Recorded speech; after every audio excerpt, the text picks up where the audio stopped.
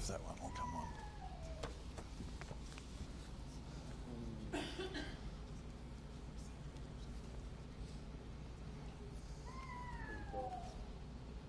This one, right? Yes. It's set to go. So I just press. Okay, This one good. right here. This arrow right here. Okay, thank you. Thank you for the welcome. Very warm welcome. And we've enjoyed being here, and we always do enjoy coming down here to be with Raj and Eva. And I'm glad to share a little bit of the things that get me excited. We all love the Bible, but some people don't believe the Bible. So archaeology is one of those things that can help get people started on believing it. Hey, look, it's accurate. It says this, and it's true. And so they may start reading the Bible because they've heard of something in archaeology. That's one of the main reasons why I really got interested in archaeology. So what I'm going to do, some people have some Bible text to read. That's sort of in the second part. So I'm going to go rather quickly through the first part. Let me see. Okay. Biblical archaeology, there are various contributions that it makes to biblical studies. Is that, where do I point it? Here? Point it here? Okay. All right. There are three things that archaeology particularly helps us in as we're doing our Bible study. And one of them is that it helps us to even translate the Bible better sometime, because through archaeology we can find out meanings of words and other historical details that put together make the verse come to life. And there are a couple of examples. I'm not going to go into this in detail because I just want you to see. That's one contribution. It helps us to translate and explain passages of Scripture better. The example on the screen is the word tell. Now, if you know anything about the Middle East, a hill that's got layers of habitation in it is called a tell. And when this word occurs in Joshua 11:13, scholars didn't really know how to translate it until, as we got into archaeology, we realized a tell is a hill that has the layers in it. The layers come, where would the oldest layers be? At the bottom. And the most recent ones are right at the top. So that's what a tell is. And therefore, Jeremiah 11:13 should be translated, the cities built on their mounds. And it means special mounds. Okay, we'll just go on from there. Oops. Sorry, I keep forgetting. I'm looking at the screen and pointing to it.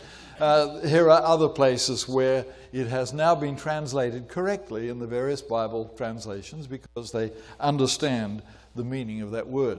Here is a double tell.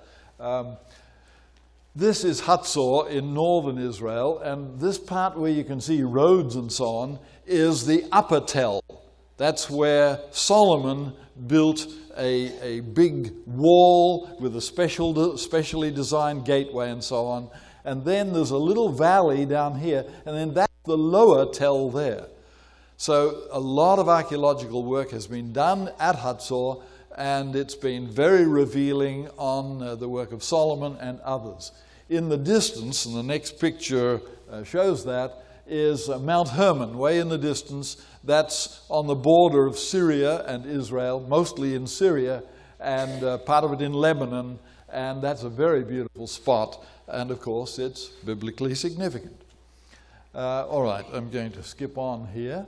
A second way that the Bible helps us, archaeology helps us in our Bible study, is it helps us to understand the context, the way in which the Bible stories occurred. The kind of food the people ate, the kind of houses they built, the kind of temples they had, the kind of culture among the Canaanites and so on. All of these things give you context that helps the Bible to come to life. You can visualize it in your mind because archaeology has shown how things happened. So let's just look at this for a few moments. Some students up at Johns Hopkins University decided to find out from the clues that they had into ancient Mesopotamian life what kind of food they ate. And this is the result. Of course, it contains some lamb and onions and leeks and garlic and cumin and coriander and so on. Hey, that's rather modern. Anyway, that was what they were able to do because they studied a lot of the archaeological details. What about the houses? Well, this is a reconstructed house to show you somewhat like the average house was around the time of, the time of King David, and just before the time of King David. Now, there's a cutaway here. There's a flat roof, and they've cut it out so that we can look down in. But a lot of the houses were two-storied. Some were three-storied, where the animals were on the ground floor, people lived on the second floor, and all sorts of activities were up on the roof. So that's somewhat what the house would be like. The rooms are rather narrow. Can you guess why?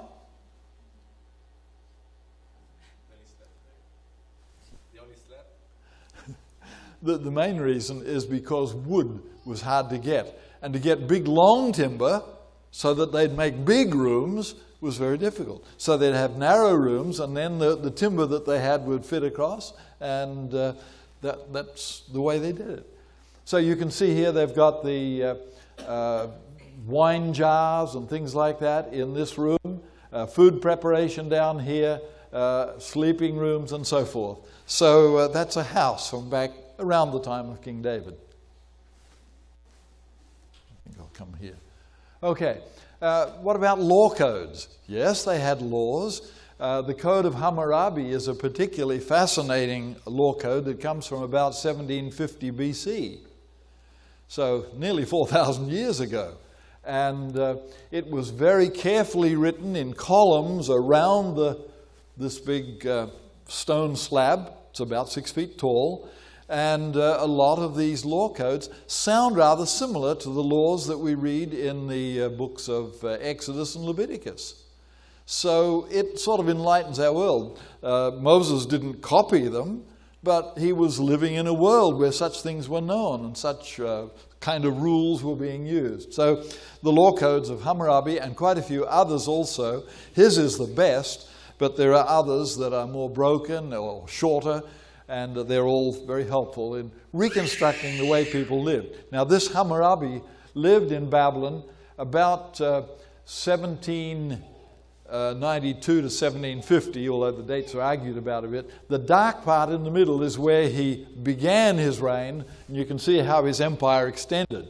So this is around the time of Joseph, if we're correct in our reconstructions. Idols. They had lots of gods in the ancient world, unfortunately, but here is a little collection. How would you like to worship things like that? Pretty weird, eh? Anyway, here is Baal. You've heard about Baal. This is what Baal looked like. He was worshipped under different names, Baal-Hadad and Baal-Zebub and so forth. But Baal was a storm god, and so he's holding a bolt of lightning in one hand and a sort of a hammer in another. He's a powerful god who's supposed to send the rain, according to their mythology. Here is a better picture of Baal-Hadad. The goddesses were very evident in Canaanite society, and this is a depiction of Anat that has survived. The goddesses were really gross, and that's why God said, these people, if they insist on following this kind of life, there has to be destruction, a stopping of that. This is one of the incense burners. They would burn incense in this, and it would circulate out around the room inside the temple, and probably small ones also in the homes. The pottery and glassware. Some of these jars are pretty big. Some of them are 6 feet tall. And I have the handle and a piece of the side of one jar that I dug up myself. And when I was first digging, your instrument hits on this and you feel, wow, that sounds solid. I hope it's an unbroken one. but of course it wasn't. But it's a significant piece. They used big jars like this for storage of grain to keep it away from the insects and the rats and things like that. This one's not showing up too well, but some of the vessels from those days were very highly decorated, and this one shows up better. This is a fish plate of the Greek culture, but some of these pieces were exported and ended up down in various parts of Palestine, Israel. Glassware became very popular during the Roman period. And you'll see that some of these pieces have a sort of a shine on them. This is where the glass has aged. And so it's evident in these vessels of various shapes. I don't have any glassware here. I've got a few small fragments, but I didn't bring them with me. Here's again one of the Greek pieces that ended up in Palestine. Look at the sheen on the glass there, because the glass has aged so long. Weapons and warfare. You'll see one piece here. This is a sling stone. If that traveled at 100 miles an hour and hit you in the forehead, there'd be no doubt about what would happen. No wonder Goliath died. But they didn't always use big ones like this. But these are common. We find them all over the Middle East. That's why I have it. I didn't have to hand this one in. Nobody wanted it. But sling stones could be smaller. I don't know what size David used, but they would certainly make an impression. The actual sling itself was made of leather or sometimes sort of plaited fiber, as you saw in that particular one. And here are some of the metal spear points, etc. This is a curved sword, and it's possible that some of the Bible characters used swords like this. A war scene carved in stone. Is one of the enemy that's died, and the camel is taking the rider away, and the one on the back is shooting back at the other. So they had warfare pretty highly organized, maybe not quite as destructive as we have today, but still pretty impressive. One of the most fascinating sites in Israel is Lachish, which is probably, I'm guessing now, probably about 20 miles southwest of Jerusalem. And it's a mound, so it's a tell, all these layers of habitation within it. And the latest layers on the top are mostly from around about the time of Jeremiah, when Nebuchadnezzar was coming and attacking Jerusalem, so he would also defeat the smaller cities first and then come to Jerusalem. So this is Lachish, and there's a ramp here on the side that led up to the gates and then up on top. Well, this city was destroyed by Sennacherib, an Assyrian king, and about 100 years later it's destroyed again after it had been rebuilt by Nebuchadnezzar. So we might see a little bit more about that later. This is the Assyrians' own record of how they did it. They went home and carved these great pictures. There are actually miles of these carved stone descriptions of their great victories over various people. And this is Lachish. And here you can see a kind of a tank, if you like. It's got wheels. It's probably hard leather that won't catch fire. And it's got a pole at the front, probably coated with some metal and a hard point on the front. And it's trying to dislodge the stones of the wall of Lachish up above. So a fascinating view of what happened just before the fall of Jerusalem in 586 BC. It's a composite scene, so you actually have people at the right who are captives who've already been captured, and they're being marched away with just a few things on their back. It's the story that we read in the Bible. Here is Sennacherib receiving news of what's happening and of his victories.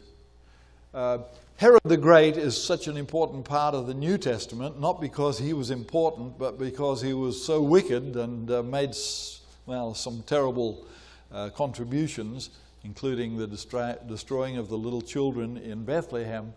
And this is one of his palaces. This is on the top of a great rocky outcrop down near the Dead Sea. It's called Masada. And he had 3 palaces. You can see them on this end. I think they come in the next picture too. 3 different palaces. He was so scared somebody was going to kill him. So he's got one level here, another one there, and one right up on top. And to get there today, just as in ancient times, you have to climb down the cliff, along a little trail there, and then down steps to get there. I had, some of you know Dr. Kilgore, I had him with me, I think it was the last time I was there. And he got as far as the middle level, and he says, this is far enough. He's a brave man, but he wasn't going to go down to that last level. So Herod the Great, we understand more about him as we understand some of the details of his constructions. There it is looking from above with the Dead Sea across there to the side, and various other pictures. This is Herodium near Bethlehem, where he built a palace inside a mountain. And it was a palace on many levels. He had a synagogue, there was a bathhouse, actually more than one bathhouse, and so forth. So again, he was trying to keep safe. He knew that he had enemies. This is the beautiful gardens that he had near Herodium, part of the palace system. That's what it looks like, we believe, from what's left, what it would have looked like if you cut a slice down the center of it. Fantastic system. Musical instruments, we're always interested in them. So here are a few. A little system of pipes. Here are stringed instruments that the Assyrians carried around, and others are blowing double pipes and so forth. You've got harps. This one goes right back to Abraham's time from Ur, and it's been reconstructed. They've even worked out what the music was like, and they've actually played it. And here is at the university, University of Southern California, as I recall, they had made copies of these ancient harps and actually played some of the ancient music. So music was very important. This is again from Abraham's home city of Ur, and you'll see that in the top line, this whole part here is showing life in times of peace, and that included the music and drinking and relaxing and so forth. Here's a drum from about 2200 BC from Sumer, that's southern Iraq, if you use today's name. And a man playing a lyre from Ashdod, so that's the Philistine territory west of Jerusalem. And twin pipes from Edom, that's south of the Dead Sea. And here is a lyre from the 7th century BC. This was on a person's personal seal that he would impress to indicate that this property was his. Here is a stringed instrument from Egypt. And down in Egypt, they also had the twin pipe, as you can see there, and they played that to the accompaniment of the ladies dancing. They also played a stringed instrument here as acrobatics were being performed. So they really lived it up in Egypt. Anyway, that's a bit of an idea of life as far as music was concerned in the ancient world. Now I'm going to go to the other one here, if we can get that. Could you help me, Raj? Thanks. And that is, most people say the most important contribution that archaeology makes to the Bible is it proves the Bible is true. I don't think that's true. I think all these others are also very important. What are they showing? How we can maybe translate the Bible better, or at least how we can explain it better. But then secondly, all these other things that showed what life was like, the context. But it's true that we also want to show that the Bible is biblically accurate. So this is what I'd originally planned to do, and so I'll focus on this now in the last part. And if you'll have your Bible verses here, I think they have a mic ready to pass around. I'll call for you to do that. The first one is Isaiah 21. Isaiah chapter 20 and verse 1. So does archaeology confirm the Bible? We're going to look at what the Bible says, and then, in a few instances, what the critics say, and then, but what does archaeology say? So, who has Isaiah 20, verse 1? Okay, thanks. I think it's... Is it on?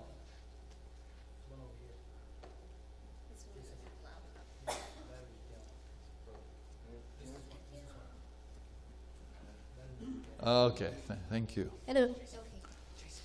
In the year that Tartan came to Ashdod, when Sargon, the king of Assyria, sent him, and he fought against Ashdod and took it. Now, this was a surprise to a lot of people who studied the ancient world. Here in Isaiah chapter 20, it talks about a king called Sargon. And what did the scholars say about that?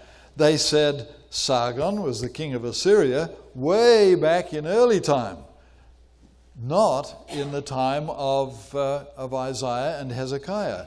Sargon was the king of Assyria in the time of Isaiah and Hezekiah, according to this verse. So what do the critics say? They said, no way, the Bible is wrong. But they were wrong, okay?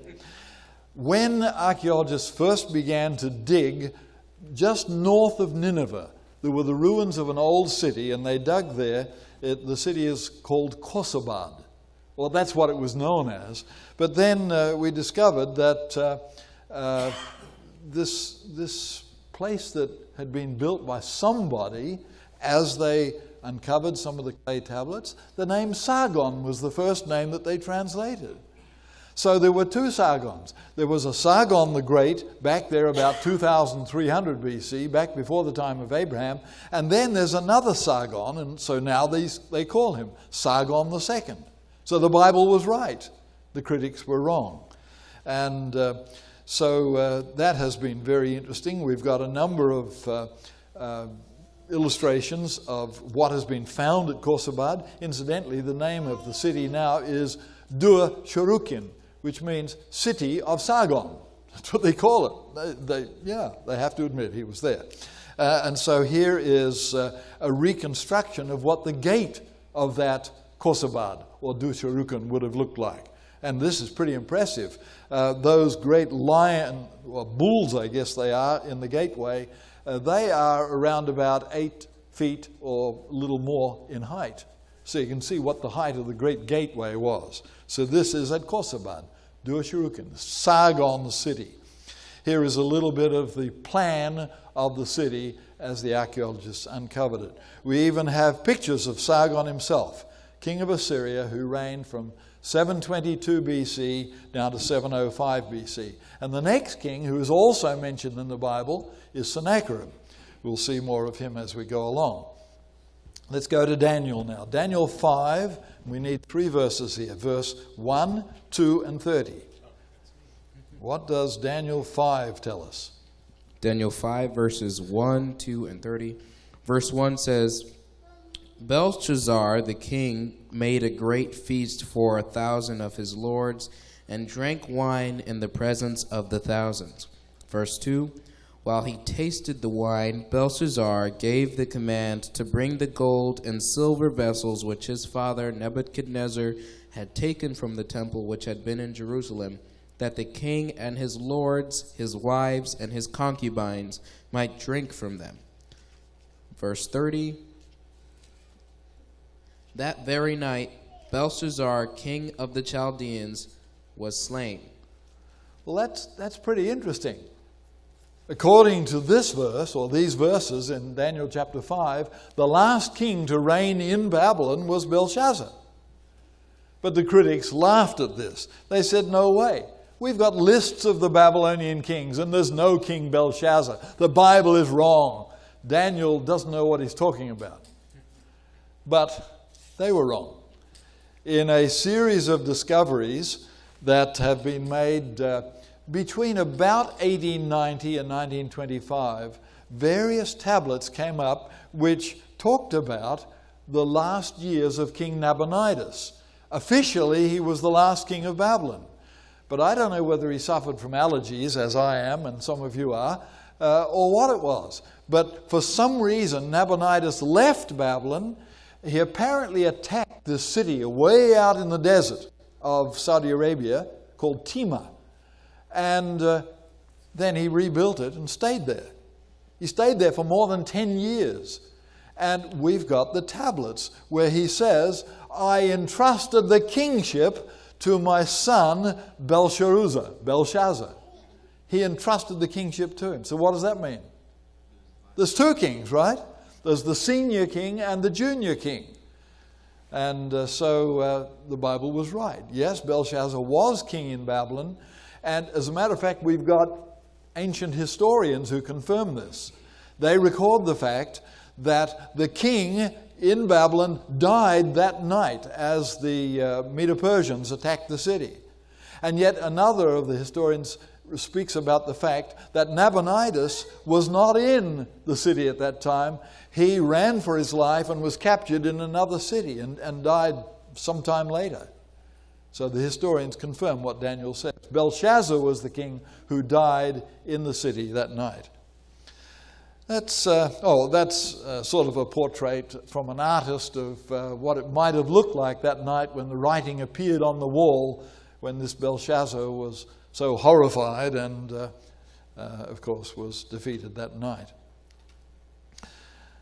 So let's have the third one, 2 Samuel 7, verse 16.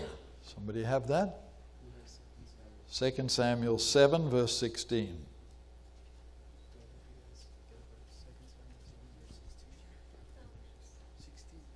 Okay. We're just getting it. 2 Samuel 7, verse 16. This is about David.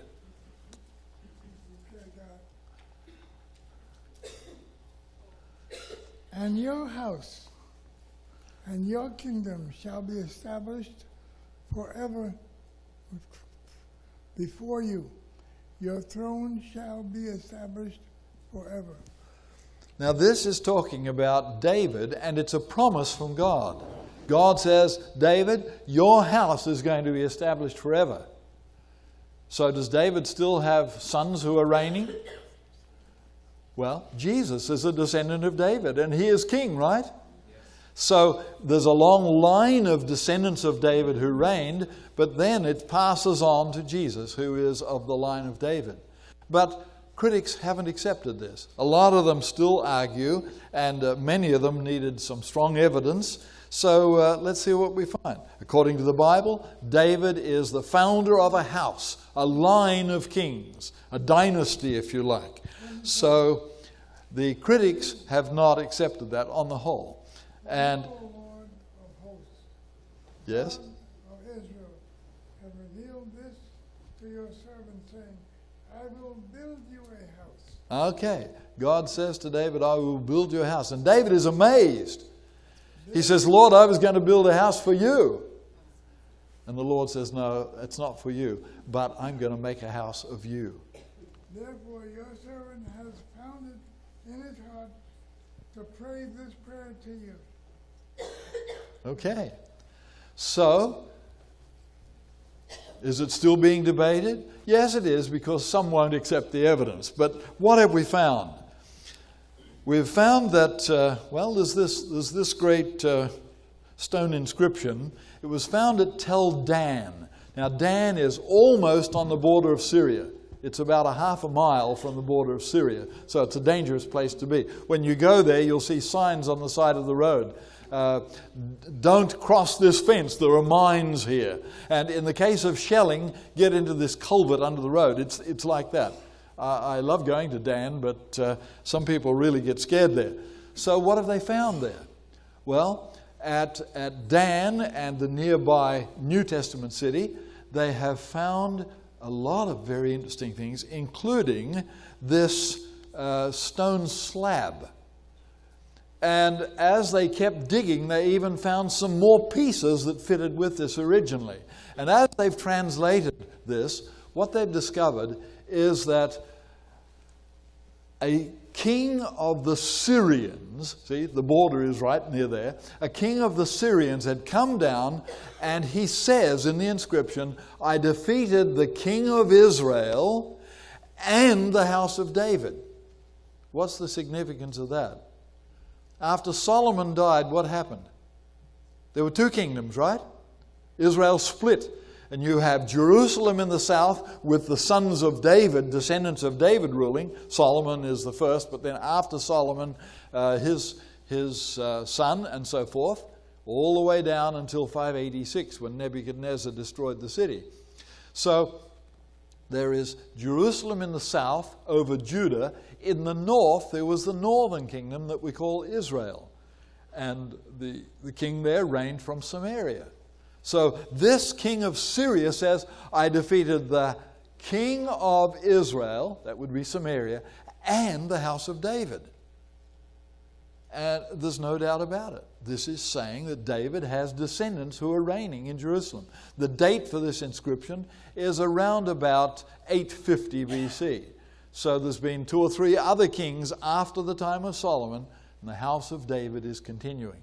So what happened? Why is it so badly broken?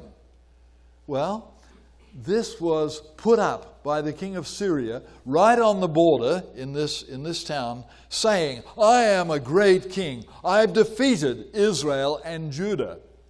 So what did the people of Dan say after that? After he'd gone back, they said, we're not allowing that to stay here. They've smashed it up and they put it into the road and into building of houses and so forth. So we haven't found all the pieces. But what we have found gives evidence of the fact that, and here it shows a couple of the smaller pieces that have been found since all of this at Tel Dan, right up near the border of Syria. So there was a house of David. The Bible is right in portraying it that way. Now, I don't believe that because of archaeology. I believe it because the Bible says so. But it may help other people who don't have faith in the Bible when they read things like this. All right, we'll go to number 4. This time it's Jeremiah 40 and verse 14. And this is one that I'm especially interested in. Jeremiah 40 verse 14. It's a tricky one because it's got a lot of names in it. Okay, do the best you can. Moreover, Johanan the son of Kareth and all the captains of the forces that were in the fields came to Gedaliah at Mizpah and said to him, do you certainly know that Baalis, the king of the Ammonites, has sent Ishmael, the son of Nethaniah, to murder you? But Gedaliah, the son of Ahikam, did not believe them. Thank you. You did very well. Those names are a real challenge to anybody. But the name I'm especially interested in is this name of Baalis. And it's interesting that the critics have had something to say about this. Back in the 1970s, they'd never found any confirmation of this name, and so scholars said, Baalis, that doesn't sound like the right name. The Ammonites had a god, and that was Milcom. They didn't worship Baal, they thought, and so therefore the name must be wrong. Jeremiah has somehow invented a different name. And they actually suggested some possibilities of what the name really had been. Not Baalis, but something else. They were wrong. The name was Baalis. And I actually found the seal that was the seal of the minister or prime minister of Baalis when I was digging there in 1984. It's in my Bible. Somebody put this as a footnote in my Bible. I can show it to you later. And so what it basically says is that the name was Baalis. There's different ways of pronouncing it because they didn't write the vowels in.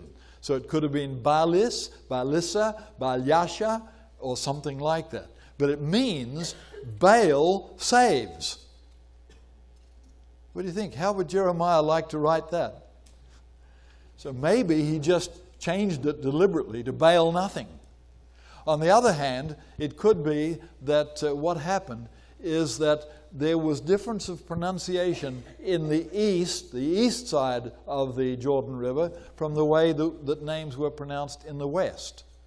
And you have that in the story in the book of Judges, chapters 11 and 12. It talks about a man, Jephthah. Remember that story of Jephthah? You can look it up in Judges 11 and 12 and 13, that section. And what it says is that how that Jephthah was quite a hero, a brave man, and it was recognized as such. And so they called him back from exile, and he championed the cause of Israel. And when he had finished defeating the Ammonites, he came back to his home, and you remember what happened? His daughter came running out, and it says that he sacrificed her. Now that's an interesting question. I could talk about that for a while, but let's just go on from there. A little bit after that, the people from the west side of the Jordan River, they were also Israelites, but one of the tribes sent their representatives across, and they were upset with Jephthah. Why didn't you call us? We could have done a much better job of defeating these Ammonites.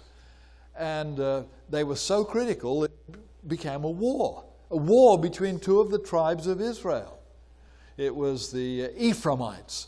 So the Ephraimites fought against the people from the eastern side of the Jordan River, up in the north. They were Manasserites. So they're both brothers, sons of Joseph, in fact, although they both became tribes. So what happened?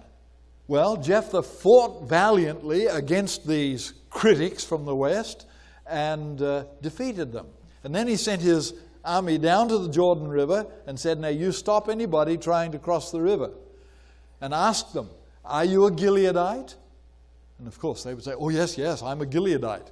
And he'd say, then prove it. What did they have to say? Remember the word that he used? Shibboleth. And the people in the west would pronounce it Shibboleth. But, the people on the east would say Shibboleth. The people on the west language had changed, and they would now pronounce it Sibboleth. So he could tell whether they were Gileadites or not by their pronunciation. And you can imagine them saying, yeah, I'm a Gileadite, and would try to pronounce it. And they would say Sibboleth. Okay, too bad. So anyway, that's a sad story. But that shows that there were differences of pronunciation on the east and the west. So maybe that's what happened here. Jeremiah wrote it as he heard it, Baalissa. But in the east, they would have pronounced it Baalisha or Baalyasha. Anyway, it confirms the biblical account. All right, let's go on. Here are some pictures of the seal that contain this information. I found this back in June of 1984. It's a tiny object, but it has the writing on it. You'll see a picture of that in a minute. Here is the fingerprints of the person who pushed the seal against the mud to make the stopper to go into a bottle to show this is good quality wine. Anyway, there's his fingerprints. And here is what the seal looks like. And you need to be able to read the old Hebrew writing there. Across the top it says, LeMilcom Or, belonging to Milcom Or. So that's the name of the owner of the seal. Then there's 3 other letters that give his title. He was the Eved, which means servant or minister of. And then along the bottom line, it has his name as Baalis, Baalissa, Baalyasha. Here it is in a pen sketch. You can see the letters a little better. So, again, the Bible was right. We had the name correct. It was as Jeremiah had written it, with slight variations. Now, interestingly, archaeology has given a second confirmation of that. In 1999, another seal was found. Now, mine was only the seal impression, so you could read it straight off. The seal has to be carved backwards, right? Like a mirror impression. And so they actually found the seal of Baalis himself. But they didn't find it in Jordan, where I found mine. They found it in an antiquities shop in London. And it was broken quite badly. But we can read it. In the photograph here, you'll see that in the top line, there's just 3 letters. And reading from left to right, in actual fact, they wrote from right to left, so I'll have to turn it around in the next picture. But you've got 3 letters there. They are the letters that spell the name Baal. Hey, again, we were right. Baal was one of the gods they served, not just Milcom. And then it says that he was the Melech, that means king. And then on the bottom line, you can't see much at all, but they've reconstructed it. So the name along the top is Baalisha or Baalyasha. He is the Melech, the king of the Beni Ammon, and they believe that that is a correct reconstruction. He's the king of the Ammonites. And so an additional confirmation. Well, I've got 4 more examples. Do I have time to use them, or shall I skip them? These are 4 other examples of confirmations. These first 4 were ones where the critics said, that's not right, the Bible is wrong, and archaeology has shown they were right. I've got 4 more that just simply say, hey, this is what really happened. This is extra detail to what the Bible says. Yeah, we'd better do it quickly, I think. Let's look at the first one. This is Daniel chapter 4 and verse 30. This is talking about Nebuchadnezzar. And somebody has it? Oh, okay, over this side. Thank you. Daniel 4 and verse 30. What does it tell us about Nebuchadnezzar in this chapter? The king spake and said, Is not this great Babylon that I have built for the house of the kingdom by the might of my power and for the honor of my majesty? Was he proud? Is this not mighty Babylon that I built? This is a story of grace. God didn't give up on him, right? We have the story of the conversion of Nebuchadnezzar. But we're certainly right in saying that he was proud. So let's just have a couple of look at the pictures built on the information from archaeology. This is the beautiful kind of city, the hanging gardens, the great temples in the background. And we could go on and look at the Ishtar gate that led into the city from an outer part of the city, and the kinds of animals and so forth. We have so much confirmation. We've even got inscriptions that Nebuchadnezzar made where he says, I did this, I did this, I did this. Very lengthy. And it's just similar to what we read in the Bible. And then we also have one of the official records. This is called the Babylonian Chronicle, where it tells us about some of the early events in Nebuchadnezzar's reign, including his attack upon Jerusalem, where he took Jehoiachin prisoner and put on the throne a king of his own choice. We know that that was Zedekiah. It doesn't mention his name. It just says, I took this king off the throne and I put another man on the throne for myself. Okay, what's confirmation number 2? This is from 2 Kings 18, verse 13.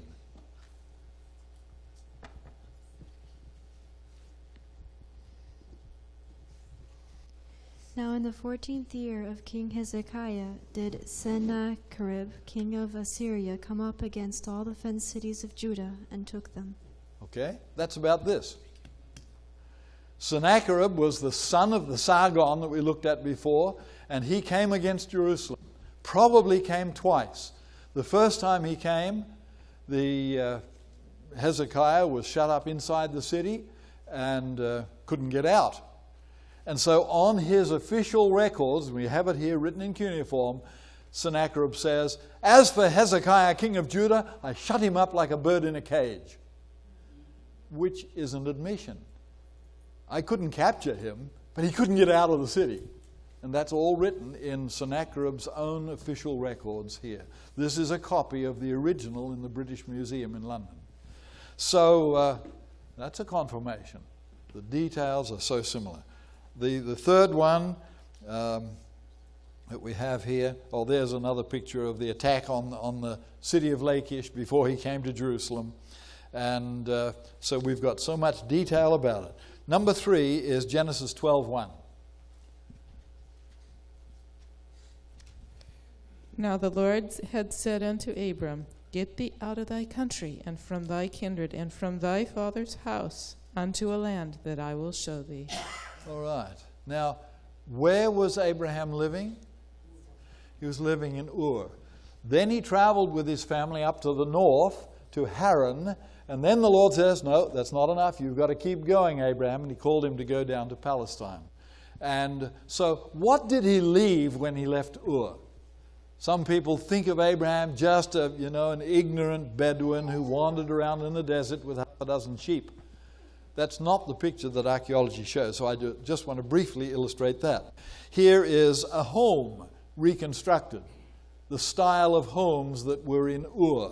2-storied places with a hollow courtyard in the center.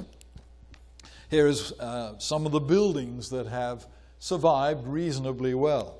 Here is some of the artwork. That's a ceremonial helmet made of pure gold that survived in one of the tombs nearby.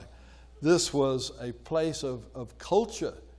Abraham wasn't an ignorant individual. Here is some of the headwear worn by Queen Shubad. And we saw before a little bit of the peaceful scene that's shown on this record. We also have another part that was the war scene where everybody was fighting. And we even have the ziggurat, great temple tower that was built there at Ur. And you can go there today. And I actually have here a little bag of material that was picked up on the surface. Material that had been used, bound with bitumen, tar, to make the surface of that ziggurat. One of my students was a soldier, and he was made a guide to lead people around there, and so he picked up a few things that he probably shouldn't have done. Anyway, what's this one? This one is the picture of a seal of the king of Ur around the time of Abraham. His name was Ur-Nammu. Now, as you look at that picture, and I've got a copy of it over there, you can see that the king is seated on a throne. Look at the legs. Looks like the legs of an animal, beautifully carved. Notice the king has high-heeled shoes. Hey, that's interesting. Look at the people in front of him. There's 2 gods with a governor in between. And these gods are saying, hey, this man's a good man. You can give him more responsibility. And just above the king's head, what's that? A moon. The moon was worshipped in Ur and in Haran. That's why the family went from there, from Ur, up to Haran. Same sort of culture. And so this is an intriguing description of the kind of dress that the people used. Look at it. Different kinds of robes and so on, high-heeled shoes, fancy hats. So a little bit of an insight into the style of life in the time of Abraham. And now the last one, Luke 2:39. Somebody have that one? Thank you. And when they had performed all things according to the law of the Lord, they returned into Galilee, their own city, Nazareth. Okay.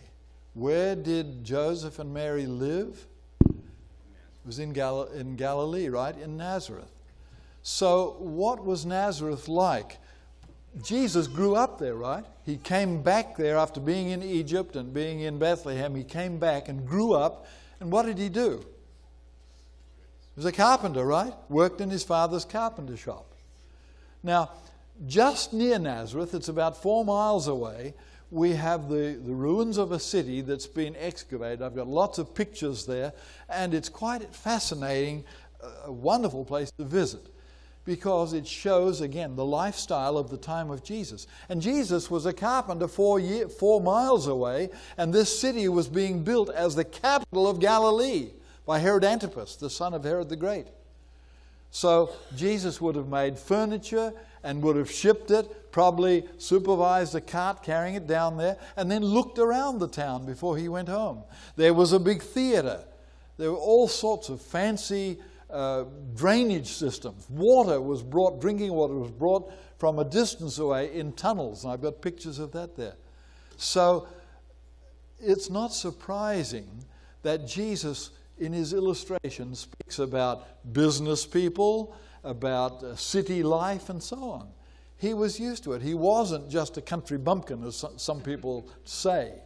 He was used to country living and to city living, and could have told a lot about what went on as he watched the drama going on in the theater there and so forth. I've just got a couple of pictures here.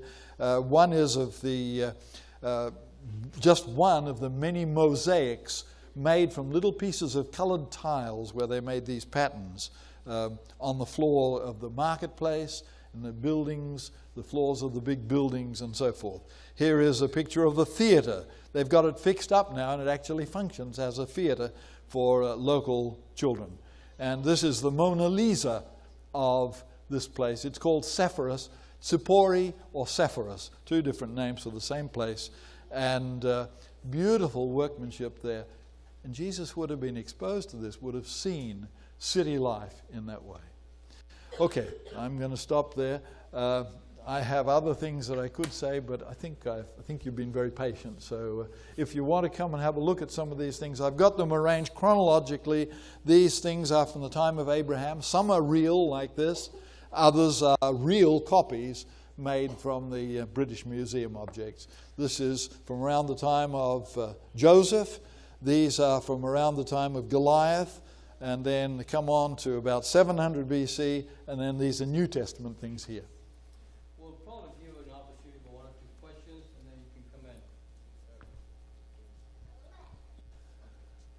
Okay. Yeah. Yes. It's very interesting when you read the account. It sounds as though Jephthah's daughter was actually killed as a sacrifice. But there are some things in the account that make it sound as though maybe that's not what happened. She mourned her virginity. And it seems like it may be. There are precedents, if you go back into the Pentateuch, there are precedents where a person could escape the absolute fulfillment of a vow by a substitute or by doing something else. And so some scholars think that she was a virgin. She never married and probably went and worked as an assistant in the temple, just like little baby Samuel did, little boy Samuel. So that sounds much nicer to us. I like to think that that's what happened, because God forbade human sacrifice. It was not acceptable to God. So that's what I think anyway. Yeah, okay. Yeah. One of my professors told, I don't know how accurate he is, but he told us that there's a certain time period where the alphabet started, and he said that the Ten Commandments were written way before that. So how is it, he said that, how is it possible that Moses and all those people knew what the Ten Commandments said if they didn't know how to read, if the alphabet wasn't invented yet? This is an often quoted opinion, that is that writing developed after the time when the Ten Commandments were given. In fact, there's writing that goes back to the earliest civilizations after the flood, and in various scripts, including cuneiform, like on here. But alphabetic writing, where a symbol stands for a sound, that was a new innovation around about 1600 BC. And the date for Moses seems to be 1530 to 1410 BC. So in other words, that's after they even had a convenient method for writing using an alphabet. I've got pictures of that too, but I can't show you everything. So I think that it's very reasonable to say, and of course a lot of people, critics say, oh, Moses was later, if there was a real Moses. Mm-hmm. So, but even if you use the biblical date, which I think the Exodus is probably about 1450 BC, and then they arrived in Canaan, and Moses died on the east side on Mount Nebo. I think that would be about 1410 BC. They'd already had a method of alphabetic writing for nearly 200 years by that time. One more, and we will. Yeah. I probably shouldn't ask this question, but was there any objections from the people who don't believe in the Bible that cannot be proven through archaeology? I think you'd have to say yes, because we haven't finished digging yet, right? And even if we dig up everything that's available, not everything is preserved. So there will still be questions. One that's still debated quite a lot is about Jericho. And they claim that Jericho, there was nobody living there at the time of Joshua. Well, there are two opinions on that. And I have scholarly material that indicates that the city was destroyed approximately 1400 BC, which is when Joshua would have been there. Evidence comes from the fact that there's at least the remnants of a couple of buildings on top of the tell.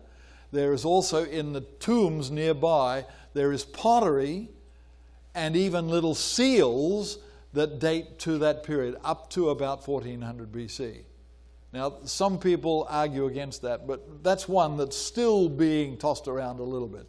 And I'm sure there are others that we still are looking for evidence. But I've been excited in my involvement in archaeology, seeing the way that things do tend to turn up. And I think God's hand is over that, really. Yeah. Yes, I think this lady. We'll make that the last question. How about like the Noah's Ark, and what have you heard about that and the findings of that? That, again, is one that's very controversial. I think it has not been found yet. If it has, it hasn't been proved. In other words, if some things that they found one place where there is a sort of a rocky outcrop that's approximately the shape and size that the ark would be. But if it really is the ark and that this is wood that's now petrified, that should be provable very simply, and it hasn't been done. So I have to say, as far as I'm concerned, it hasn't yet been found or proved to be true. But you'll read other accounts of this, and one of the men who made that claim has been shown to be, what shall I say, that he doesn't always tell the truth. So that's the way I have to leave that one. It would be wonderful if it could be found, but it should be provable if that is a fact. If you want to come and have a look at some of these things for a few minutes, Thank you, I'll everybody. be here. In closing, let's go ahead and sing 251. Christian, can you please play the piano first? 251. He lives.